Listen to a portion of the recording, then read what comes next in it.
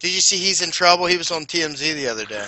Oh, yeah, I know Harvey Levin's got a hard on for him because the guy's a fucking fraud. I mean, he keeps coming up with these... Yeah, he keeps suing that guy with the Michael Jackson hologram, saying he's stealing his shit. Right. But look, the other day, look, he's getting so mad that he was like sending this guy like messages, like tagging him in pictures of him pointing his gun at his dog and shit like that. And Well, I recall that, he was strutting around saying that, he owned the rights to that. And then meanwhile, the Jackson family estate was saying, who the fuck are you? yeah, that's what You know what I mean? That's what I think I read. Yeah, that's what they said when they went to court. They were like, we have no idea who the fuck this guy is. And he was like, no. And he still keeps fucking around. The judge already threw him out and told him to pound sand. And he still continues to fuck around. Well, how about after the Zimmerman acquittal? And he's like, yeah, I'm trying to organize a fight between Zimmerman and somebody else. And Harvey Levin has him on one day and he goes, what are you trying to do? Start a fucking race war? Like, what are you, retarded? Yeah, and he had all those fucking rappers ready to fight the guy. Right.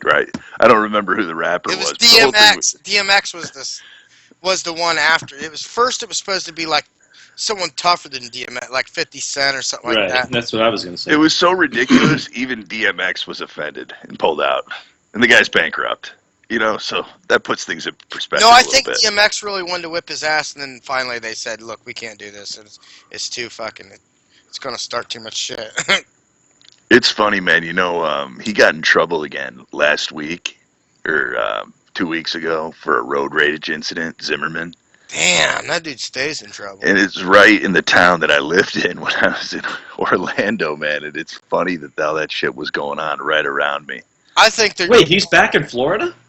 Oh, yeah, he's right back in Lake Mary, where he had lived. I think they're just calling the cops on him every time they see him. Like, you're that motherfucker that killed that black kid. I'm calling the cops. And the funny thing is about that whole story, they tried to say that, Lake Mary butts up to a town called Sanford, which is kind of a rundown town. But they put kind of a shopping district in there. And the complex that Zimmerman lived in where this happened, is not ghetto. It's a gated community. It's right across the street from a fucking Mercedes store. You know what I mean? So it's not like it was in the mean streets or something. The whole story got blown out of proportion, man. So there was a 7-Eleven right there, the one that he went to that night to get his Skittles and everything. So every time I'd go in there, I'd be like, I'd go, hey, you guys got that Trayvon standing? I want to get a photo with it. They're like, what are you, crazy? Like, no, I'm just fucking with you. Relax. You really said that in there?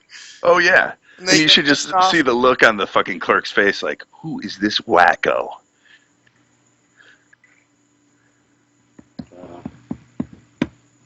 But that whole thing was nuts up there, man. What's up, Brett? You want to get on the go out of you? If you don't want to, just... I think this whole Ferguson thing's going to go nuts again.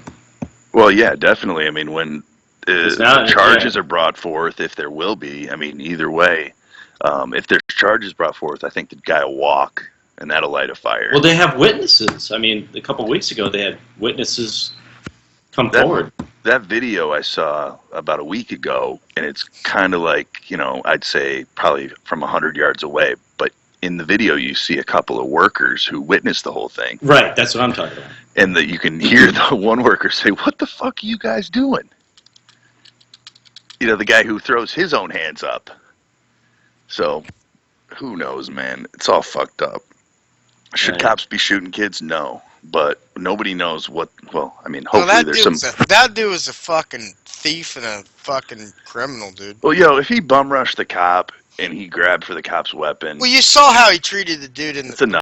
That robbery that he was doing. I mean, I don't care if it's, a Kennedy walks up to a cop and tries to grab his weapon, the cop's going to shoot the fucking Kennedy. Right. The color is irrelevant. Yeah, but somebody will make an excuse to bitch and complain about it and do a march and, Sure. Now, if it was a white man, I'd be a little bit more concerned, but I'm not trying to be racist or anything. No, but if it was a white guy that it happened to, this story would have been dead, 48 hours later. It's funny, they had an incident out here that involved a black woman and a white guy. They were making out. Somebody called the cops and said it was indecent exposure. The cops came out and wanted their IDs, questioning them, and the black woman made a big thing about it. It's like, I'm not giving you. Are you in LA? Yeah, I am. Okay, that's. Oh, did you hear about that? That's the girl who was in Django Unchained, right? Yeah. That's funny. So they were making a big deal about it. And it's just so funny because I was talking to, who was it that we were talking? Forget the guy's screen name. Oh, Johnny Utah. And he was saying, I don't have to show anything. I don't have to do anything. I got my rights. And I'm like, yeah, but why rock the boat if you're innocent? Well, exactly. And here's the other thing: like, if a cop is doing his proper due diligence, and he pulls over Johnny Utah, and he's like in his own vehicle, and they run that plate, the cop should know that he has that license. Oh, they do. Okay. Yeah. Well, I don't know Unless that. you're driving someone else's vehicle, they absolutely know. And that's why everybody, cops. I